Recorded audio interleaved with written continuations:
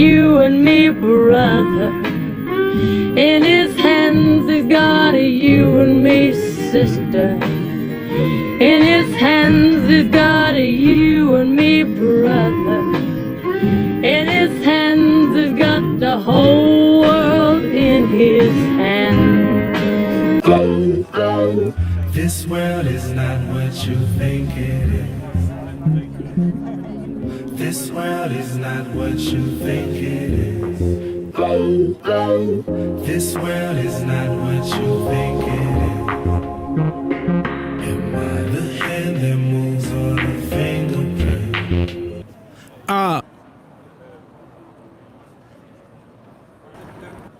So here we are in Bristol on day 7. Good afternoon everyone, my name's Liftin and I'm here as a concerned citizen trying to bring you some information which might challenge where you are today in your thinking about what you've been told about the coronavirus.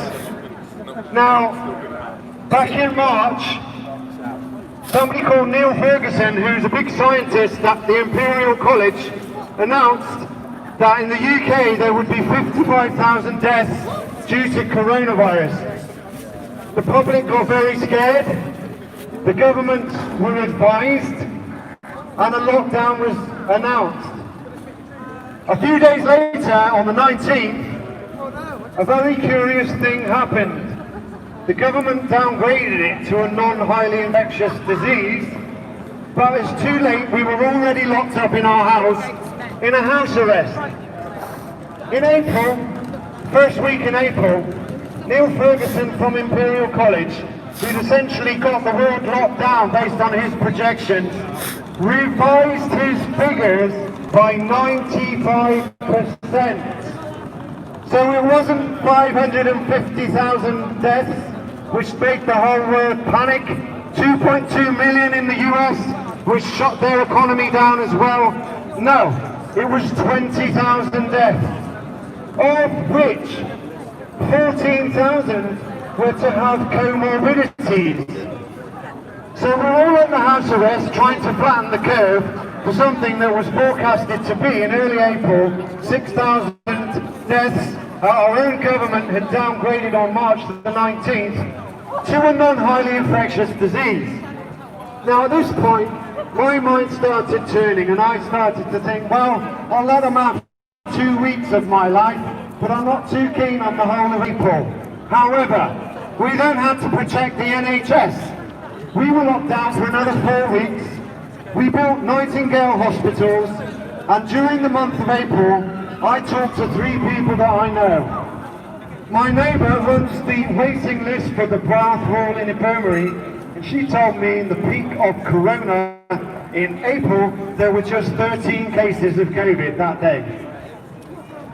I also have a friend who works for the NHS, who supports the doctors and nurses in the hospitals. She said the hospitals are empty. Now my heart goes out to anyone who felt sick. I am not being callous when I say nothing happened. There weren't ill people who went to hospital.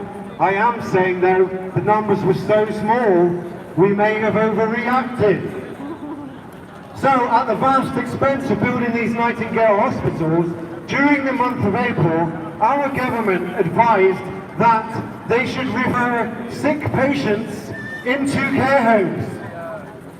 Do you know how many people died as a result of that decision? Over 20,000 people.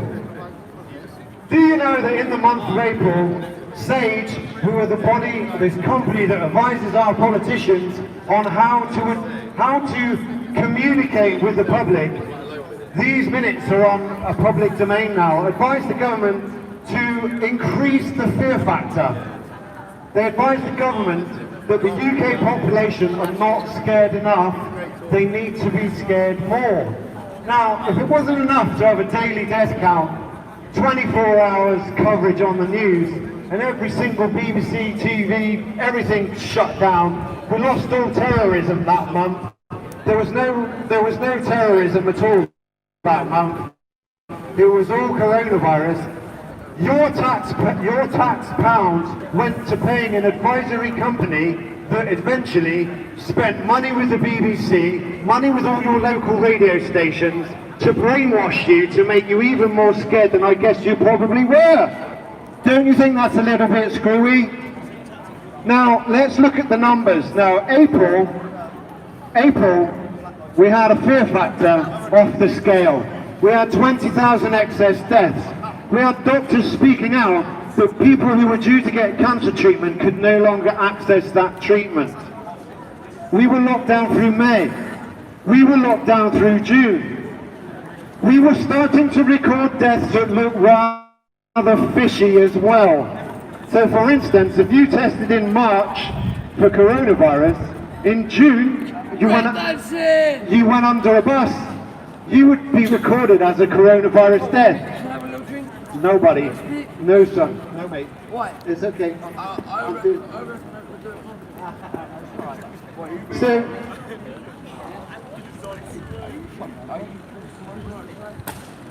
hey, mate, it's okay. It's okay. So, in the month of April, Sage's minutes were executed.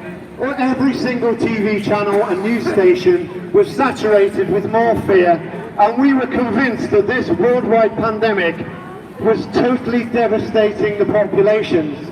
And yet, let's have a look at the way these deaths were recorded. If you go on the NHS guidance notes today, section 4,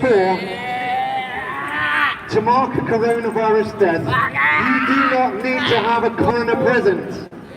You do not need to take a test. And for the interest in speed, you are permitted to write coronavirus down on that death certificate. Now let me ask you, if you're a busy surgeon or a doctor or a nurse and you've seen a patient die, and this guidance note gives you permission to take a quick room, everyone's saying coronavirus 24/7, are you going to mark it as a CV death? Quite possibly. Equally, the government admitted only 3 weeks ago that they would scrap the way in which deaths are being counted. So how many of us would trust the numbers that we're being told? Let me talk about the test kits. Created in 2018 and shipped in 2019, Carrie Mullins said this PCR test should never be used to detect the coronavirus, the maker of the test kit. It's there to test for RNA, which is a protein that is in your blood, but it can be confused with an exosome. An exosome is the substance your body excretes when it's naturally detoxing. So every flu season, we all excrete exosomes. The way in which that test kit works could easily mistake an exosome for some RNA particle and material. The president of Tanzania was a very clever gentleman. He decided to mark up 3 non-human tissue samples. One was a quail, one was a goat, and one was a pawpaw. He marked them up very cleverly as Agneta age 44, Eve age 21, and Charlie age 33. Those 3 tests went off, came back as positive. He then scrapped the use of that test kit. In the NHS in England, several test kits have been sent off empty, never used. They also came back as positive. So let's ask the question. Poor Mayor of Leicester, back in June I think it was, had to close down his entire city. He'd only just instructed all his restaurateurs to open up. He thought he was free to go, as it were, free to trade as normal. But what happened was, they were testing more. And when interviewed by the BBC, he said, I've just told all my restaurateurs to open up, and now I've got to tell them to close again, because the government is telling me I should close the restaurants because of coronavirus tests increase.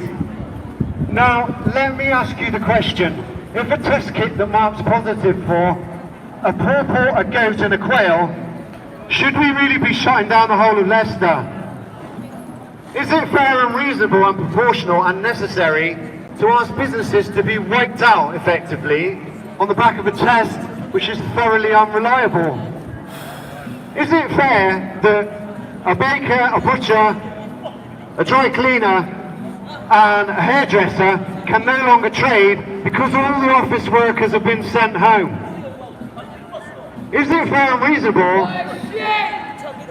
Is it fair and reasonable that 350,000 people should be added to the employment figures 3 weeks ago over a virus which, according to NHS figures, NHS England, accounts for 1,500 deaths due to COVID?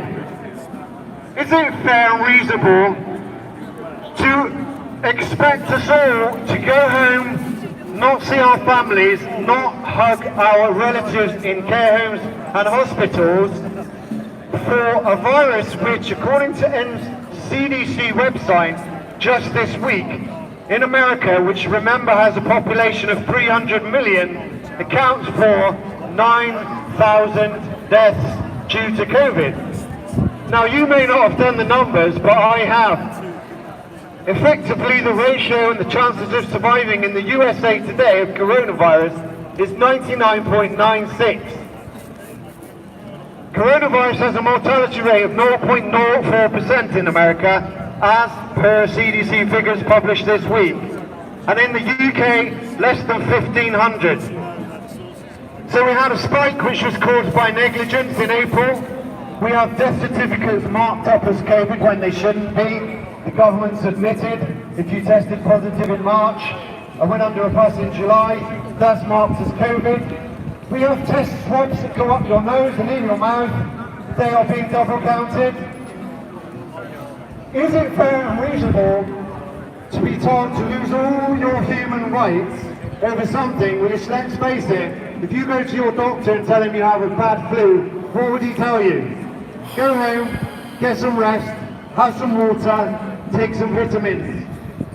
Is it fair and reasonable to ask that on a 99.96 survival rate, your immune system is good enough? I think it probably is. It's lasted for thousands of years without a vaccine. It's lasted for thousands of years without being told to go home like a good boy and put that jackboot on your cheek and tell you can't work. This economy will not last for another lockdown, and the government is telling you today there will be a second wave. Do you honestly think we will survive a second wave? Today, 25 to 30% of the GDP of the UK has been wiped out due to a lockdown. 200,000 deaths have been predicted due to a lockdown for reasons such as missed cancer treatments, missed cancer scans, missed urgent surgery, depression due to being locked up in the house with domestic abusers, drug abuse, alcohol abuse.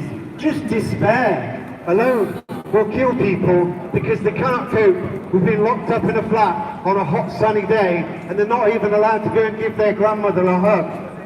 Do you not think that's inhumane? How about the poor children that have gone back to school? They've been told to stand in little circles with masks on their face. Do you not think that's slightly cruel? Do you think they won't be psychologically damaged by that instruction? Are you aware that the likelihood of a child catching coronavirus and dying is equivalent to being struck by lightning? Is your government being fair, proportional and using necessary means to counter something which, let's face it, we just talked about the numbers, has a 0.04% mortality rate? Now you might be thinking, who's this mad guy on the mic quoting these silly numbers? I look at these numbers every week. You go to the CDC, it will tell you they've just reclassified deaths to only 6% of the 171,000 deaths with COVID are of COVID, which equates to around 9,500 people. Now in a population of 300 million, is it fair and reasonable to wipe out everyone's livelihood, prevent them from hugging their mother, stop them from organising children's parties, stop them from worshipping in whichever temple they wish to, stop them from seeing their family members, for something that kills just 0.04% of the population? Let's talk about track and trace. Track and trace is an application which some of you may not have known, got downloaded on your iOS 13.1 version. That Apple software is preparing you for track and trace. Now let's go to London, shall we? Luton to Sutton is the busiest commuter train in the country. It has 1,600 passengers on it every day. You've got track and trace on your application. Someone's just tested positive, just like the quail, the pawpaw and the goat. And all of a sudden there's a ping in your pocket that says, I've got coronavirus alert, I've got to go and have a test. What happens then? You have your test, you go home, you can test for positive, and therefore you're now no longer able to earn a living, feed your children, look your children in the eye and say, it's okay love, the government knows best, I'm just going to bow down and roll over. Screw the pension, screw the mortgage, I can't survive, I'm ever so sorry. That kind of despair and decision is facing a lot of people. And track and trace is something that will be totally insane when it's rolled out. Imagine that commuter train with everyone's phones going off and causing economic mayhem and despair. Let me talk about social distancing on that train. 1,600 people needing to social distance would mean the train would need to be 2 miles long. It's utterly insane. Can I ask you to just rethink what strategies are being implemented in your homes and towns? I've talked about Bristol hospitals being empty. I've talked about Bath hospitals being empty. My good friend, who I walked the dog with, said when the lockdown was lifted, she had a big backlog of 4 months. She's now come off her 1 day a week rota. She's now working 10 hours a day, and her direct quote was, every one of them is closer to death. So are we being fair to the rest of the public when 1,500 people have been decided that they're COVID in this country, when 200,000 are going to die due to lockdown? Is that reasonable and proportional? Let's talk about vaccines. Your immune system currently enables this population to get a by with the flu. So much so that the numbers tell us 99.96% of us will be fine. I'm not saying the small percentage that catch something are not going to be fine. I have compassion for anyone who's caught something.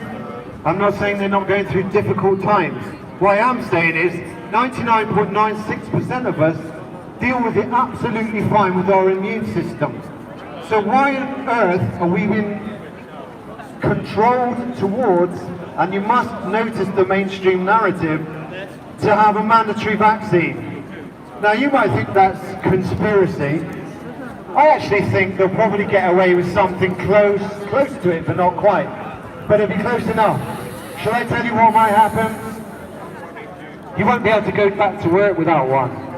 You won't be able to travel abroad without one. You won't be able to go to the gym without one. You won't be able to go to the cinema and to see Bristol City or the Gas without one. Do you see where this is going? Vaccines have got nothing to do with your health.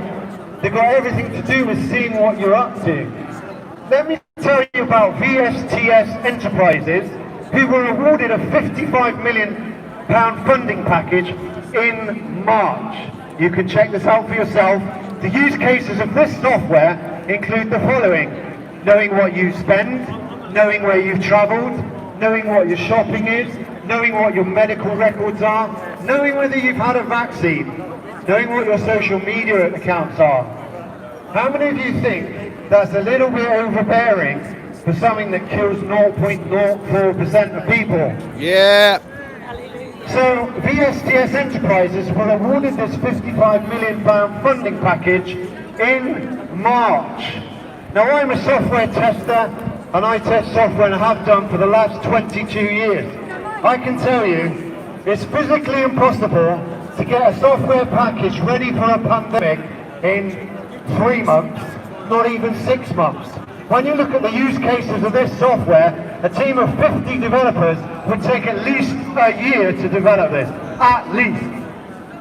Now, if it's going to affect your livelihood, your ability to pay for your mortgage, your ability to travel, your ability to go to the cinema, your ability to go and socialise at the bingo, the pub, the social club, don't you think we could get away with something a bit less complex than a track and trace app that's going to go ping in your pocket, that relies on a test that a pawpaw, a goat and a quail has tested positive for? Am I asking unreasonable questions? I would ask you to check who owns the vaccine company in your parliament. Who owns a vaccine company shares? Let me tell you, it's the Health Secretary, Matthew Hancock. Guess who owns shares in the track and trace application software? Dominic Cummings' sister. Do you think that business is going to interfere with a healthcare decision when there's a huge conflict of interest with the people making decisions about your health? Can I ask you to think about what layers of organisations sit above governments making decisions for our healthcare providers and our politicians?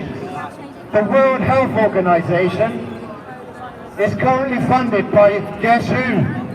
The Gates Foundation, to the tune of 4.2 billion. What was Bill Gates on record saying recently? My money will give me a multiple of 20 times for my vaccine implementation. Do you not think a multi-billionaire, probably his net worth is getting on for 160 billion, might put a few grand in the hands of those making decisions? Did you know that Bill Gates contributed 380 million to the Imperial College where Neil Ferguson worked, the same man who predicted that we would all be dying with 550,000 cases of coronavirus pre-lockdown? The same guy who conveniently downgraded it to 20,000?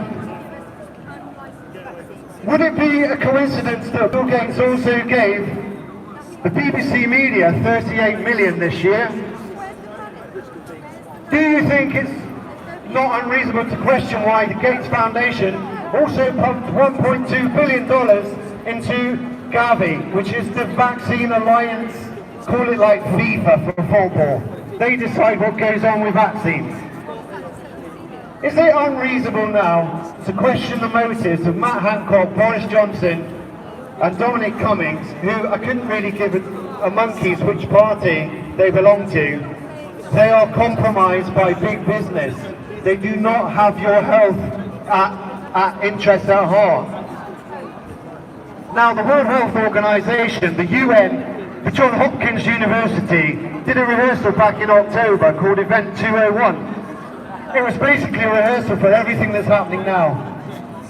They talked about lockdowns, they talked about masks, they talked about vaccines, they talked about social distancing, they talked about funding packages, they talked about censoring social media. Don't believe me? It's all there on video, Event 201. Who's attending that meeting? The UN, the World Health Organization, the Gates Foundation, many senior politicians were there. And yet we're supposed to ignore that? I'd ask you to go up on the World Economic Forum website and check for a link called The Great Reset. Because all the same players I've just talked about who are making local decisions for you at top level with the World Health Organization have effectively declared their intentions for the next 6 to 12 months. And let me tell you, it doesn't make good reading. Now, I want to pay my mortgage, I want to go to work, I want to make sure my family are healthy and happy, and the only way I can do that is if I'm at work, doing work. But the Great Reset, with people like Prince Charles, the head of the World Health Organization, leading players in the United Nations, are declaring they effectively want to wipe out everyone's economy. Now that sounds insane. I'm not the one saying it. I'm just pointing you to the website, the World Economic Forum. Also, look up and register, which I did back in March. The COVID-19 mind map is absolutely phenomenally detailed. It has a mind map which allows you to explore all the policy decisions worldwide. This has been mapped out for a long, long, long time, people. And I went diving into this mind map, looking for what's going to happen next, thinking, surely there isn't a big conspiracy to control our societies. And it turns out that the World Economic Forum have catalogued the whole thing. They just want you never to look. So here I am, a conscious, awake human being, a very concerned citizen, looking at my future and thinking, one more lockdown and that takes us all out. Did you know that Pret announced that a third of its stores are shutting in the future? A third. Pret's all over the place, isn't it? Why is Pret all over the place? Because office workers go and bring their money to them. Now why would Pret decide to wipe out a third of its stores? Did you know that a third of all wedding businesses have now closed as well? I look at the future and I see one option that makes sense to me, and that is that we push back on the things that the government are planning to do next. So what are they planning to do next? The coronavirus bill has a public public consultation. You can look for it now. There are measures in there that never went through Parliament, never went through a review. Let me tell you what one of those things is in the coronavirus bill. Much like what's happening in Australia now with the lockdown, they have the same policy, by the way. Curiously, they have the same policy. If someone knocks on your door asking to trace and to test anyone in your family, if you say no, they can call the police. That policeman is now authorized to take you or someone in your family out of the house and quarantine them for 2 weeks on suspicion of coronavirus. Now let's paint a picture, shall we? You have a nice, sweet 12-year-old daughter who is none the wiser of what any of this is about. The door knocks, they ask to test you or your daughter. Your daughter's got a streamy nose or a runny nose, which, let's face it, kids have got every 2 weeks. The disbury family. They suspect you're having a coronavirus. You then get defensive, which you will, won't you? You'll say you're not taking my daughter. They are entitled to ring the police, who will extract them from your house. I've seen video of this going on in Australia today. It's terrifying. I'm going to check it out. Now, they will take them to an internment camp, I mean a hospital, where you are not allowed to have access to your daughter. Don't believe me? Go and look at the Coronavirus Act 2020. Check out the various points. There are 200 in there. That's the most worrying one I can see. And you are not being told about this on your TV. Why? Because there is something that's not very nice happening in this country, which I don't really want to go into. I just want you to be aware that the next steps here are not very nice. And I don't want you or your children to look you in the eye and say, why didn't you do anything about this? I can't look my children in the eye and say, I'm sorry, I got wiped out, I did nothing, I sat at home. Where we go to NHS England, the CDC website, we see the mortality rate is 0.04%. It's not even in the top 50 reasons of death. And yet we're treating this like it's the most horrific thing that's ever happened in humanity. 0.04%. Let me tell you what is the most horrific thing, is if we all ignore what's really happening, we let the governments roll us over, we allow another lockdown, and then we're all on our knees begging for some kind of resolution. At that point, your military and police will be authorised to take care of business in the way in which we know that they can, and you won't be able to do much about it. I know this isn't a very hopeful message, but I have to say this as a concerned citizen. Please go and do the research yourself. Look at the websites I'm talking about. The CDC, NHS England, and the World Economic Forum. Go and have a look for yourself, see what's in store, and please just go up and review the Coronavirus Act yourself. Question why you've been asked to do this. Don't just take as read what you've been told on the news. Please don't be lazy about this. Everyone's future relies on it. So I noticed some of you have stopped and listened, which is great. I asked you to grab a leaflet of people who've got them. I asked you to go home and do some research. If someone shared links on Facebook and YouTube, and you've seen a fact-checking warning on it, the chances are it's probably right. The reason why is because Event 201 knew that this would come, and they had a plan in that lockstep document to censor people who are speaking out. So I know our time is pretty limited to speak out, folks. Please don't have a knee-jerk reaction that says this doesn't fit with what I'm being told on the news. Try your best to keep an open mind, research it for yourself, put it on pending until you're satisfied. Now, I know that I'm confident in the figures I've given because I look at the CDC every week, I look at NHS England every week, and I'm satisfied that the mortality rate is less than 0.5%. I'm satisfied that the survival rate is 99.96%. Now, if that is really the case, why are we shutting down the world? Why are we forcing everyone to stay at home so they can't see their family, removing your human rights to gather, to worship, to run a business and earn an income, to have some exercise in a public place, to go and see sport, to meet and gather? This is all under threat, guys, if we have one more lockdown. Please take a good look at what's happening in Australia and New Zealand today.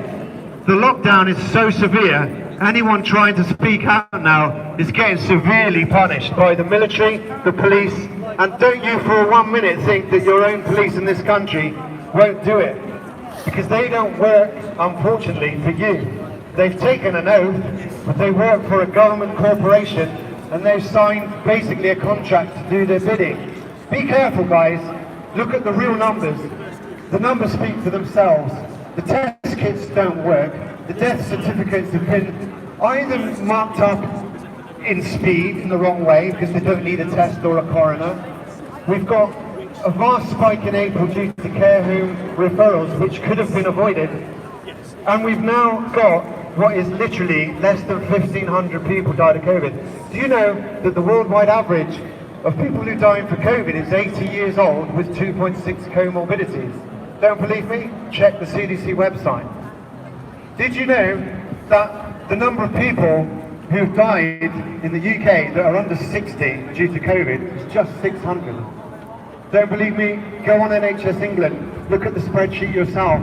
I've done it many, many times, and I'm confident what I'm saying is correct. Please ask yourself, why would business get involved in government affairs? Why would track and trace, vaccines, why would they get involved in government affairs?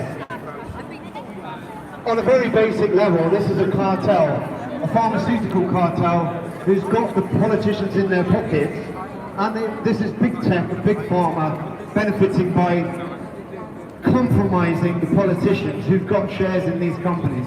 Don't believe me? Look up Matt Hancock or Company's House. His company has the shares in Pearlington Vaccines Limited. Also, look up Nick Hancock's sister. She has shares, Dominic Cummings' sister, who has shares in a tech company which will stand to benefit millions when track and trace is rolled out. So let's not be naive, people. Our politicians can be compromised. And at a very basic level, if you've ignored everything I've said today, please just take on board one thing. Your politicians don't have your health interests at heart because 1 in 3 people die of cancer. We're not focused on health benefits which improve your health, otherwise that ratio would have gone down. In America, it used to be 1 in 1,000 people died of cancer. Now it's 1 in 3. If Big Pharma really cared about healing you of cancer, why has that number swung back in that ratio so badly? And if that's the case, just on a really rudimentary level, please question that your politicians, what they do next with the Coronavirus Act and a lockdown due to a second wave, which let's face it, herd immunity and our immune system is pretty good at tackling. please don't take what they say as read. You need to resist, you need to go out and work, you need to get your businesses back up and running. You need to tell everyone around you, don't roll over this time, guys, because it's game over. Yeah.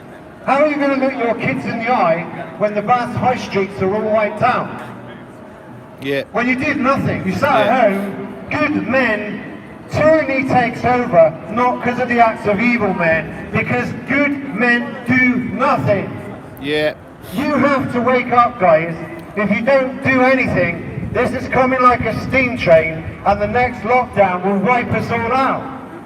Now I can't look myself in the mirror and say I did nothing when this is clearly advancing at rate of knots. Yeah. Any questions? If anyone has any questions, please ask people around who've got leaflets.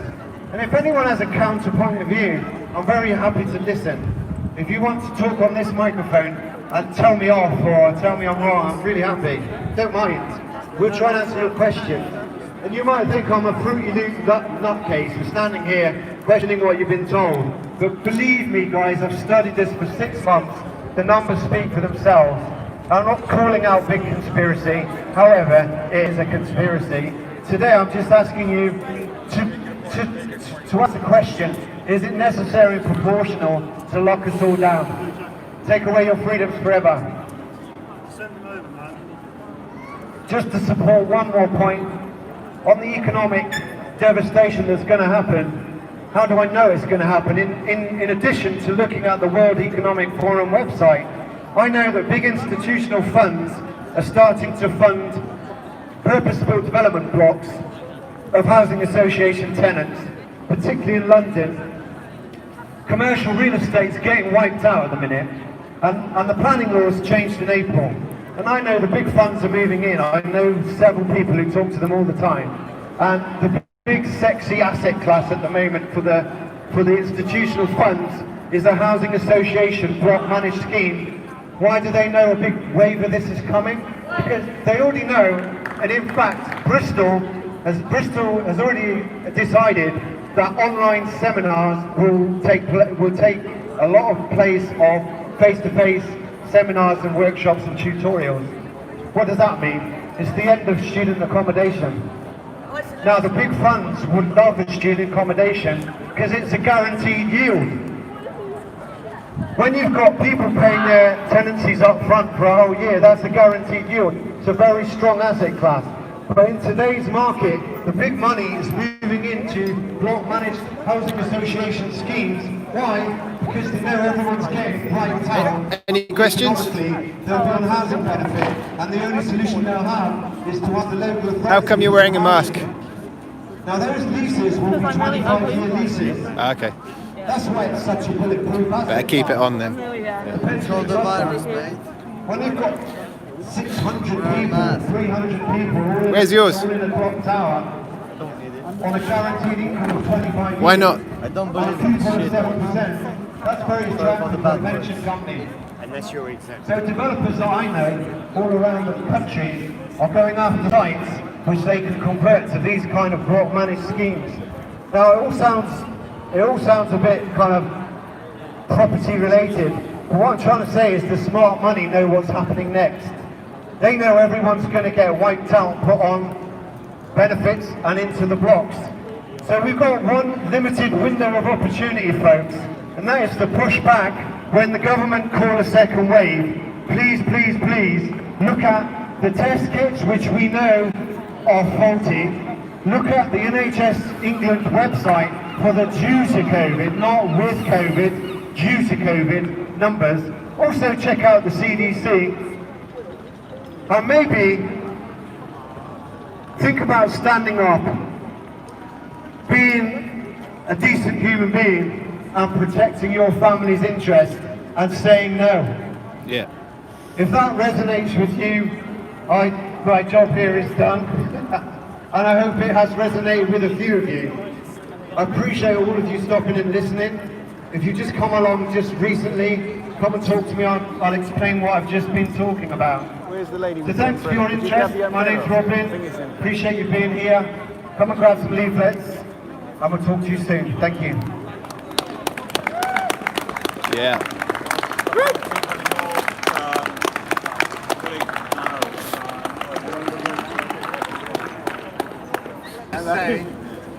I just want to say a massive thank you to everyone who supported the Bristol leg of the COVID Truth Tour. Big thanks to Tim for coming down. Thank you guys. Thank everyone you. who's taken part, everyone who did a great job today, sharing the news, spreading the leaflets. We had some donations, super kind people. Thank you for that. We really appreciate everyone who's been live streaming, sharing on Facebook, Twitter, Instagram. We love you all. We care about you all. And we support all your support. We want more. Keep going. We're going to go to Cardiff tomorrow where Piers Corbyn's turning up. We're in Swansea the day after, so don't miss it. Make sure you get out there if you can. Keep sharing the word. Thank you ever so much, everyone. Big round of applause. We are the power. We are the 99%. Hold on, Robin. Take your freedom, stand up. Thank you for your speech. You and me, brother. In his hands, he's got the whole world in his hands. This world is not what you think it is.